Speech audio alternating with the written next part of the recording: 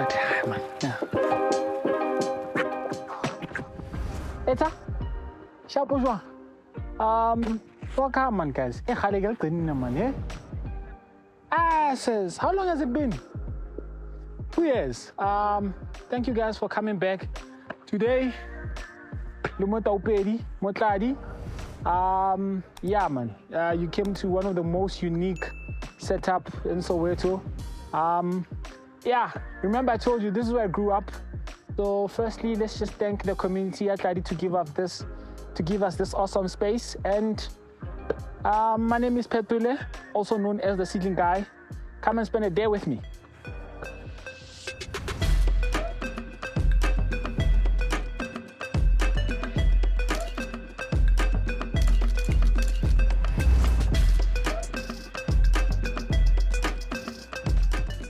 Guys, meet Cookie. Cookie, she's one of the participants. INMED. I've been able to work with her. It has been such an incredible journey. So today we just want to show you how we actually do our work, and just to see how we recap most of our work and also how we conclude most of our work. Cookie. I think it was during 2021. It's been 3 years to Phetole. So it's going to be a London to next more especially more agriculture. Then next excited at all. Neritable plus spinach, then we can more to experience and to think cabbage analysis over the Hotakalang, the six thing, the vegetable. So yeah, they really experience a to what's going to really hard to agriculture. Okay, agriculture saying normally we have a workflow, but send the line now what to go through the day. Agriculture saying I do scouting, go fella, channeling, go carrying and come to classing. If the still jets, when I did trusted you go classing the jets.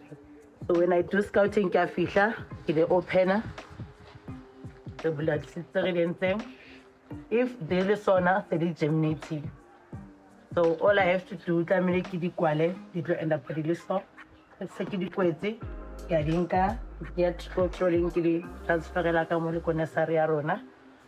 Then every artificial saying, more working on the phone. They are on our training. The shooter everything, everything. Go from go tanking, go gardening. If maybe I wanna plant something change the color and I don't understand, I have to keep shooting. Then it will show me what do I do? Give feed in the veg for the day. Hangata mo kibishing on hapuleni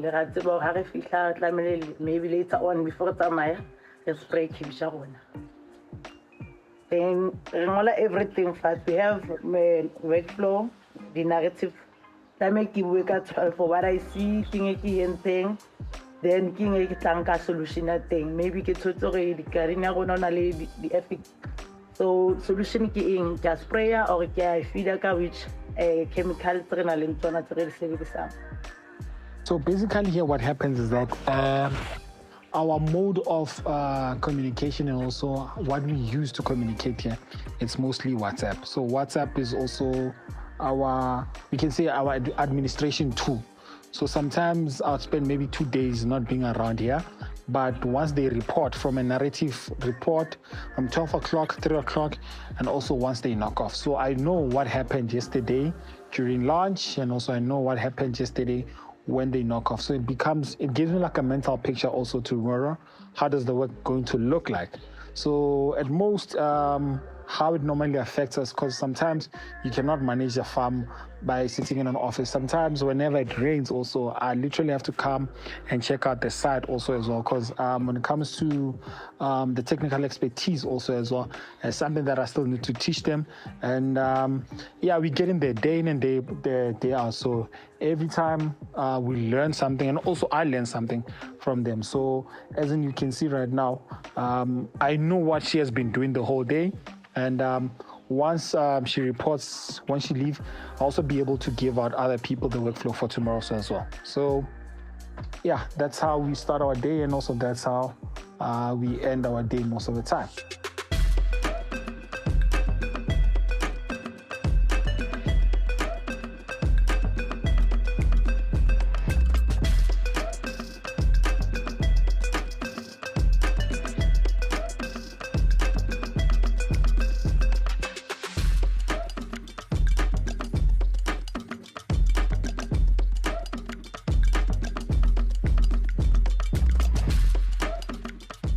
So here, we recently just planted carrots here.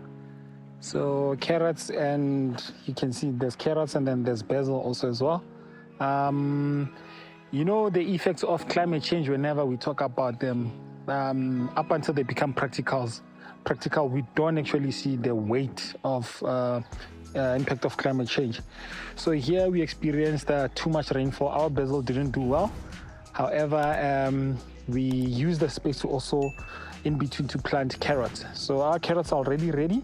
They're ready for harvest. Let me just take off one so that you can see. So fairly small, these ones. We'll have to check out that side. You just see they're still fairly small. Let's just go check out that side because the harvest has already begun that side. You're gonna have these ones. Take them as baby carrots. So this row, already people have already started harvesting. So most of the produce that we have here, the community literally buys them. We don't take them to the market simply because of the capacity that we have here. It's not too strong to take everything to the market. But things such as spring onion, we normally take them to the market. So let me just show you our carrots. Hopefully this one is good. Oh man, a bit too small. But yeah, already harvests have already begun here. So these are our carrots here. So people normally come, and I know it's a good experience to see people harvesting carrots like this. So our carrots, we normally sell them to the community and people normally take them. So your mustard, carrots and spinach, this is what people normally buy in our community.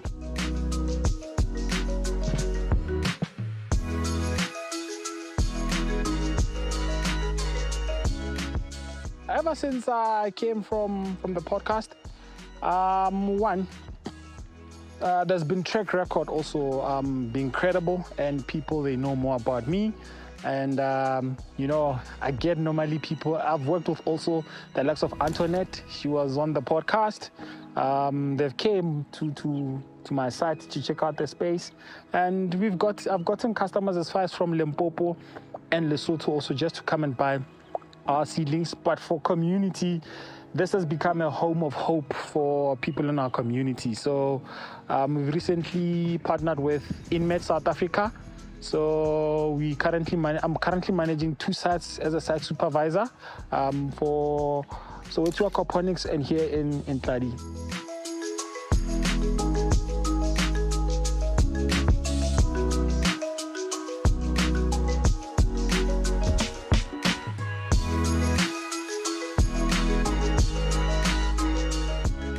So here we have mustard. So this mustard, they did harvest it about 2 weeks ago. But also following the harvest, what actually happens is that they do pruning. So that's pruna China. So why because at most about harvest hand, you understand? So we want the plant to actually focus its energy on new growth. You understand? So that's why they normally prune it. So this side we have some bit of spinach. So you can see our spinach is growing a bit funny. Reason being, now it's getting colder. So the cultivar of the spinach, we call it Fort Hook Giant. Normally, as you can see around here, what we normally use to irrigate, we use hand irrigation. So we don't have the actual irrigation. So our irrigation is actually labor intensive. Come, let me show you something interesting.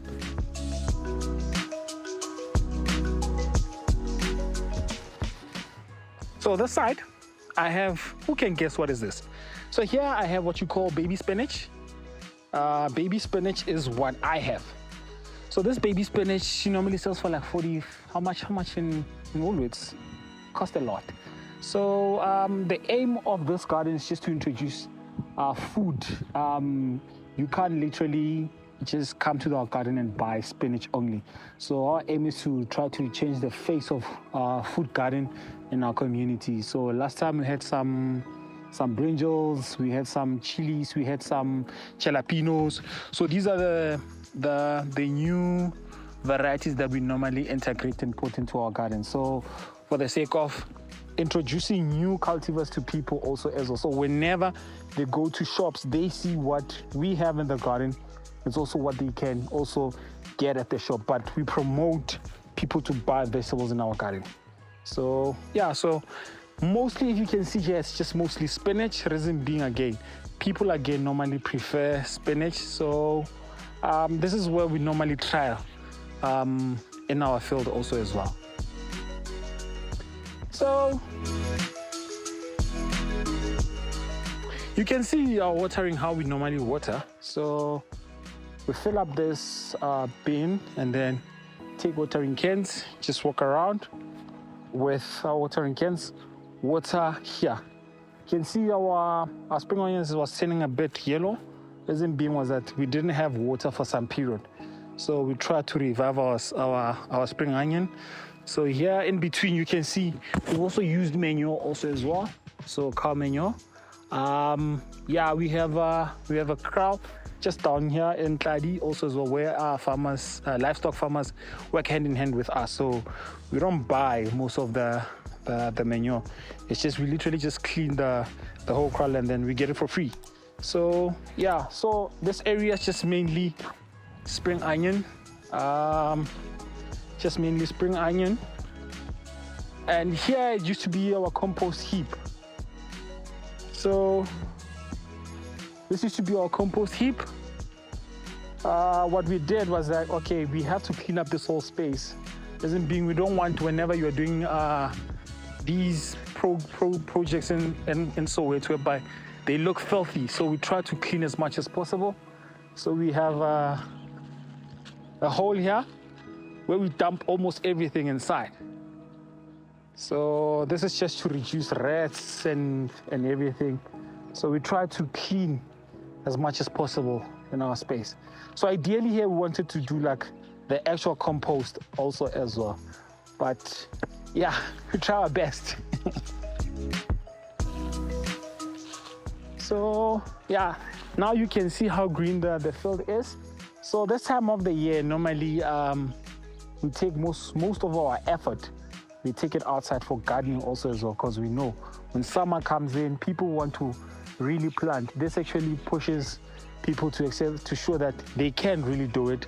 So whenever we're doing such things, people come and get motivation and say, okay, we'd like to establish our own projects or our own garden. Maybe Mzimhlope, Naledi, Zola. People come together and then they start this. However, what we normally do here also, some of our produce we condone it for farmers market. So whenever we have this whole project, this whole produce, we harvest it and do some farmers markets where we put a stand in front of the gate and then people come to buy the produce, sell it at an affordable price. So we have a concept that we call the ugly potato sale. So the ugly potato sale is that literally you pay what you can afford. So when you pay what you can afford, most of our crops, we harvest them and then we put them in front of the gate whereby we sell them. So we got a farmer that donated 2 tons of peppers earlier this year. We sold those peppers for like 2 rand in our community. It was like a buzz. So shout out to Tladi. She's a farmer based in Val that supplied us with peppers. So right now, I'll be taking you to the tunnel, our shade net.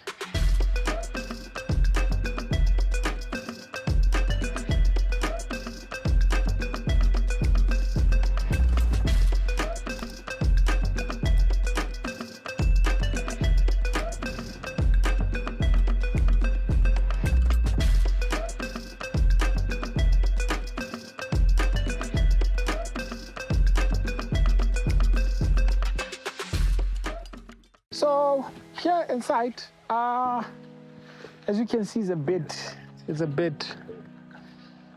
too dry. Why is it too dry? I mean, like it's winter right now, so the way our seedlings actually germinate, the heat has actually dropped. So for our seedlings to literally start germinating within 72 hours, nowadays they take minimum for like 14 days. So in this regard, so come, let me show you the results. So normally what we experience in winter, so we normally don't plant in winter, but this is what's to show the guys in winter. This is what can happen. So you can see the seedlings. These seedlings are a bit. They were planted on the 4th of. They were planted on the 6th. On the 6th of what is this? 6th of May. Reason that two things happened here. The soil was bad quality, and also the germination kind of took time. So these are the results of whenever you don't manage your production well, you experience these kind of things. So with that being said, we tried to fix our mistakes, and then we planted what you call winter plants. So winter plants, come and see them. As you can see, everything here is on the floor. We didn't have electricity for, it's almost a year right now we don't have electricity. But working with young people, I'm currently working with a team of 25 young people here. Day in and day out, I like their spirit of resilience, and they don't give up. So even if we don't have electricity, we always push and to show that we are capable, and also we decided to be like, okay, we'll use whatever we have to make sure that we make this project come alive, and also to bring hope where we are. So here, these seedlings were transplanted today. So when I say transplanted today, like they were taken out from a germination room to here right now. So, but they were planted, come and see the date. You see, they were planted on the 29th of May. So you see how the temperature is actually affecting us. Come and see the germination the side.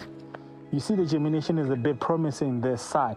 So what we did here, we planted winter crops. So winter crops, they are able to thrive in cold conditions.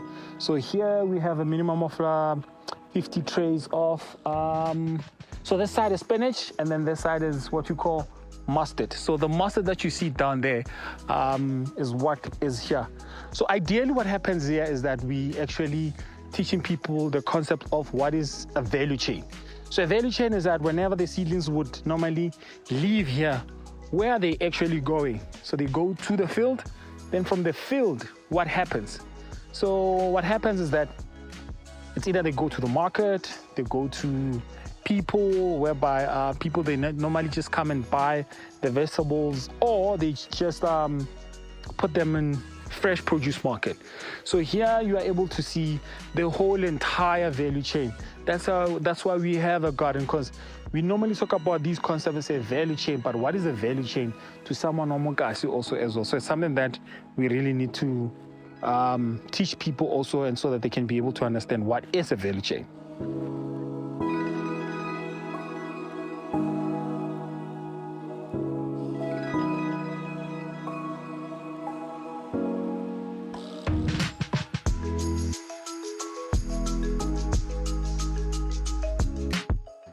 So here I have onion, right? Well, I have spring onion. It has been a challenge to grow spring onion. I'm not gonna lie, especially this time of the year. So with the team of participants that I have, they're from INMED. So I think INMED, whenever it came at the right time to showcase that am I really capable in a sense that the work that I'm saying I'm doing in my community, can it really impact people around me? Can it really impact the community? Can it really also impact the farmers? So with that being said, the importance of creating jobs in this community has shown that hope is something that we all need, because I was one of the the interns that worked, and I never had like a mentor that really was there for me.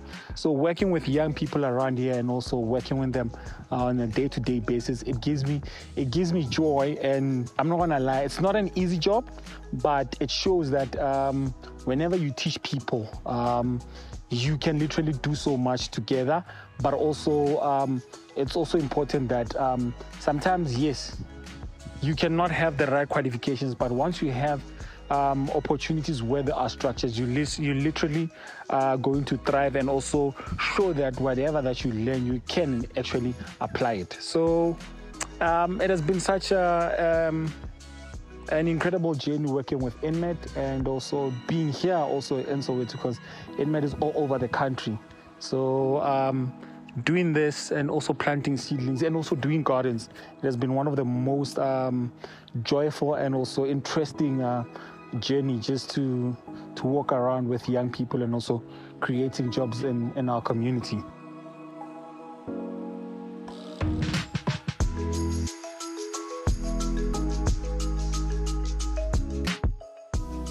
So as you can see, the date here, you see, it's the 5th of May 2025. So which is week 18. So you can see right now, we are approaching 6 weeks right now, and you see the size of our seedlings, how they're looking like, and it's showing you can tell yourself that, okay, and that's a bit bad for us and farmers, but this is just to also show that whenever we're saying that these plants, they need to be planted in winter, and also these plants, they need to be planted in summer. These are the results of you also understanding when we say that the crop needs to be planted in winter and also needs to be planted in summer. So summer production looks way too clean. So here I have what you call, it's called English giant rape. You can see that the germination was looking promising. However, like I said, winter has been, it came too early, and also it's something that we knew it was coming, but at least this year it's a bit better, because not so many plants actually died in our space. So here we have onions, and also we have some bit of mustard this side. A bit of mustard. And here's an interesting thing. You see the crosses here. So you see it's written T3R5. So T3R5 is like whenever participants that normally work with me here, whenever I'm working with them here, so what happens is that they actually are able to understand and tell me, Phetole, this is where you normally harvest. So they say, okay, Phetole, harvested on TR4. It means that, okay, Phetole, I was in the tunnel 3, understand? And also row 5 or row 4.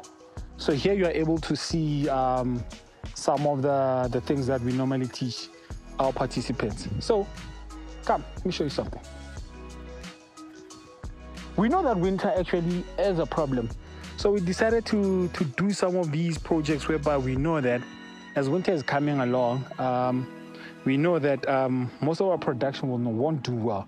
So we tried to capitalize with some of the seedlings we knew that we were gonna ace them so well for household garden projects. So these ones we actually selling them here. So if Mama Rata Ojala or Coco loves to plant, you literally have to buy her something like this. As for Youth Month also as well, these are the kind of things that we show that as youth, even if you are filled with so many challenges, you literally can also explore more opportunities in agriculture. So these are the other things that we literally came up with, and so we're literally selling them also as well. So another thing that we're currently facing here, as you can see, some of the seedlings here, we try to clean our space as much as possible. So rodents are something that we experience and we come across, but we're getting better day in and day out.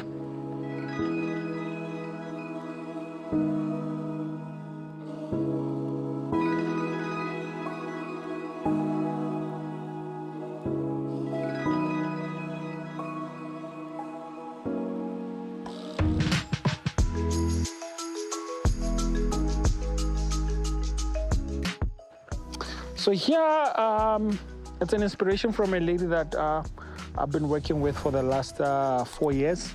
Her name is Homotso. She's the only strawberry seedling. She's the only strawberry farmer in Soweto, in the heart of Soweto. She's based in Tladi. So I've been working with her. So we're trying to trial a project here for summer production. If you're not and you want to introduce them to agriculture, this is the best time over regular strawberries. So this whole place, it normally gets filled with strawberries. Kids would normally fill up this place just for strawberries.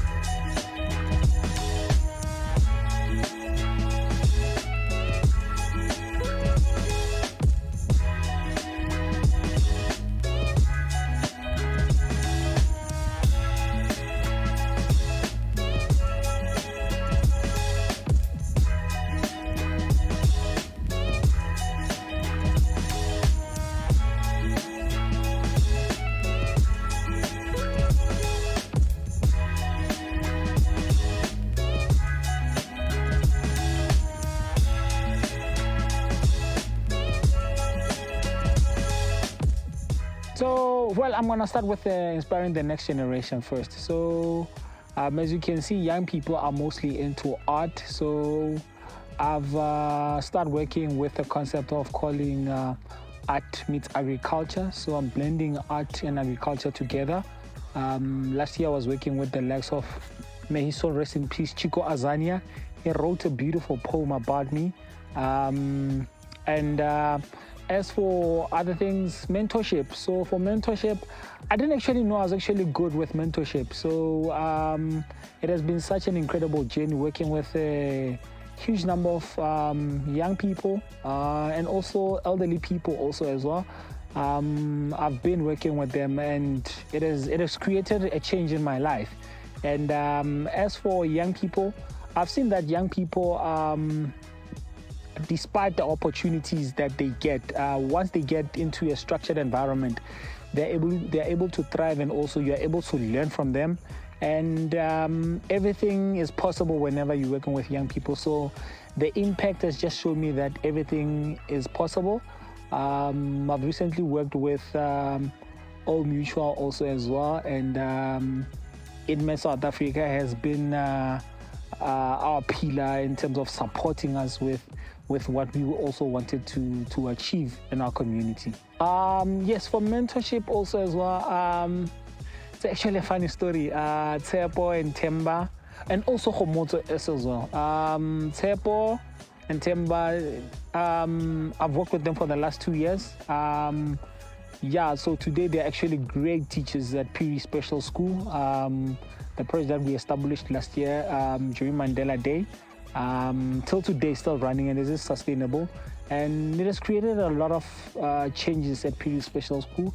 And also there's hope with how they're actually teaching kids with agriculture. It has shown me that agriculture, you can make it inclusive, so it doesn't have to be exclusive. So it's inclusive agriculture right now.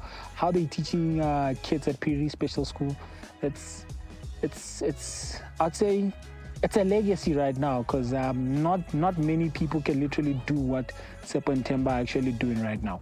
I think support would be more of, so firstly, look, there's no business without a community, I'm not gonna lie. So the guys that I'm really working with, I would firstly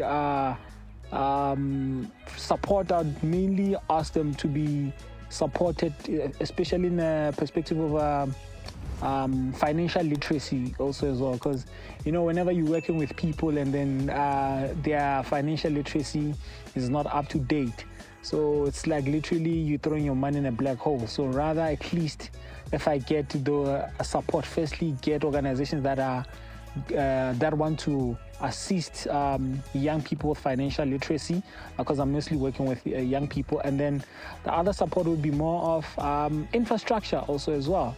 So getting like a borehole, getting like a proper infrastructure here, it will be more of a good support. And look, in as much as I'm mentoring other young people, I also love to be mentored.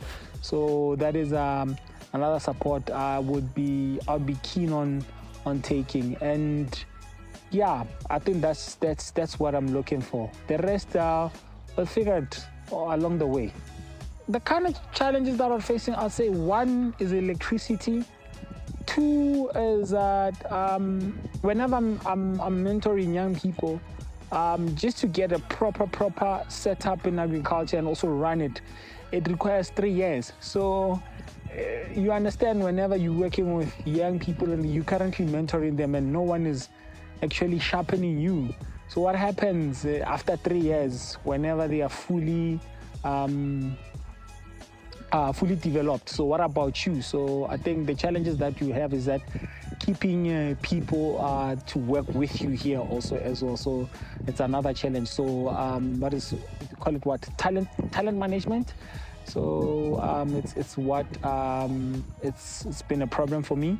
And other than that, climate change also has been such a huge problem.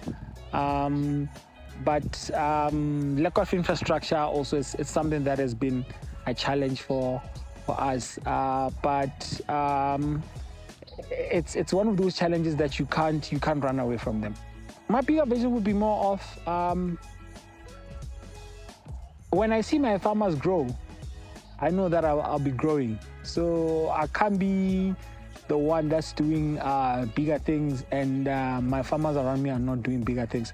So if I can literally supply 2 million seedlings a year, that would mean literally that my farmers are also growing. So ideally, I would like to be one of the best seedling guy and seedling producer, in the south of Johannesburg, and also, but particularly establishing a seedling academy, especially for young people, because graduates are people that are mostly, I wouldn't say excluded, but they're excluded in this type of field because what they know is theoretical. Practical is what is actually lacking, because taking them, it literally takes time to actually develop them also as well. So developing a seedling academy that would actually be in each and every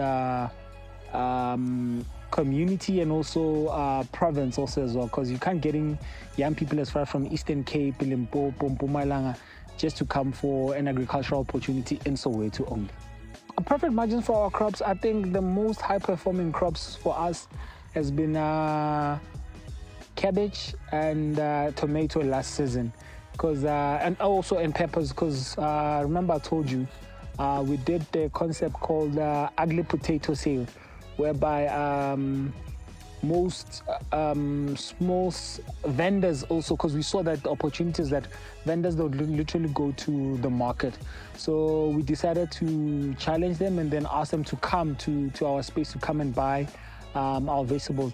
Literally, they wiped us out. So that was the first time actually selling our crops sold out here, because year in and year out we used to have waste. So cabbage, tomatoes, and chilies were the highest performing crops for us. So as for margins, I can't tell right now, but those crops were the highest performing for us last season. So the concept behind the Stokvel with Banele. So Banele, what he did, he showed me that,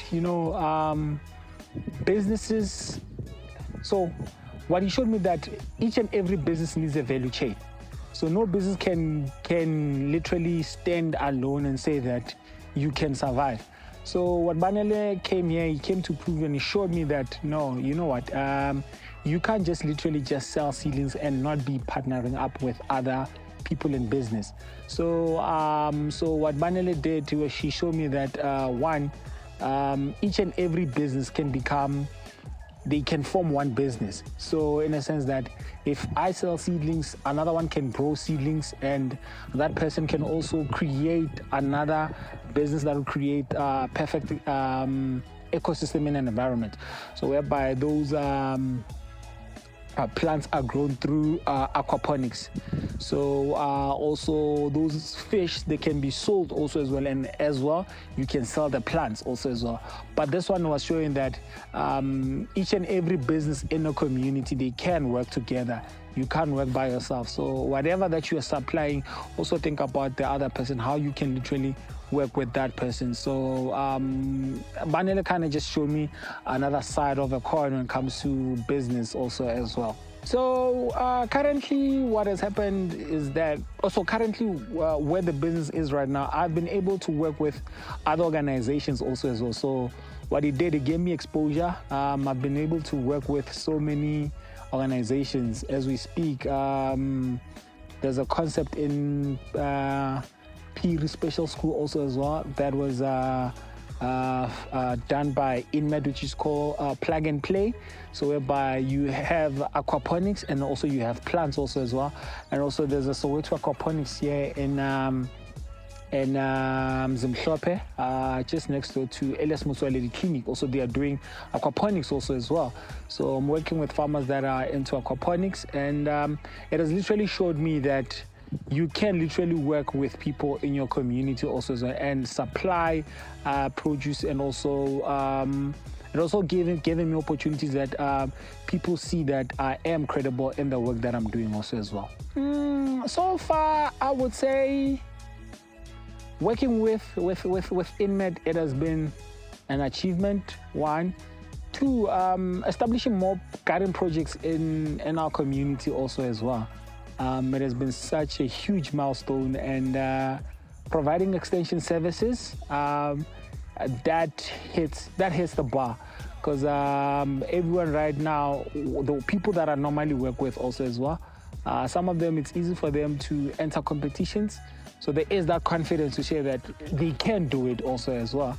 And I think Piri Special School has been one of the most highlight achievement of showing that, you know, through collaboration, there's so much that you can do also as well, and you can change lives. And also whenever we speak about agriculture, we literally have to pause a bit and literally put ourselves in the people's shoes that are actually doing those projects, so that we see the project with the same vision that they see the project with. Because normally when it comes to vegetable gardens, especially in Soweto, you always think you'll find spinach, you'll find spring onion, but there when you find your lettuce, your potatoes. I think it's a whole variety of vegetables when you get to that particular space. What June 16 means to me personally as a young change maker, look, there's still a lot of work to be done. This is just the beginning, you know, and surely when I speak like this, I would like to get more collaborations, particularly with young people. And there's so much that we can do as young people, and I believe that our country is full of so much potential, so we shouldn't limit ourselves as young people, and we can't be scared anymore. Like, we just have to do what we are capable of right now. So as a young person, it's high time that we stand up and do what's right for our country, and also inspire young people also as well, because young people are the leaders of tomorrow. So if we can't change what we see right now, we are doomed as young people. So for young people, it's time for them to literally stand up. I know June 16 we always talk about it, but let every time we think about how can we change the country as young people also as well. We have the capabilities. What advice would I like to give to other young farmers or young people? Look, do not be afraid to ask for help. Number one, always reach out. Yes, it's not easy. They block your phones. They don't respond to your text. Look, outside more farming, just go directly to their farm. Like Phetole volunteer, and always give a helping hand, in your community. If there's something that you see that you can do to change someone's life, just go there, man. You can't just start with a 4 hectare or 3 hectare. Just be out there, volunteer. Always reach out. I think that's the most important thing. Do not be afraid to reach out. In closing, so I'd like to say thank you to Young Farmer team. Look, you guys are doing an incredible job. I think coming to the first podcast literally also changed how I see myself also as well. So I'll say it's a huge impact also as well. I couldn't stand like this in front of the camera. But other than that, I also like to wish other young people Happy Youth Month. And for those that would love to reach out, on TikTok, Seedling Guy, Instagram, Saiboko, and my numbers 078 967 9898. Signing out.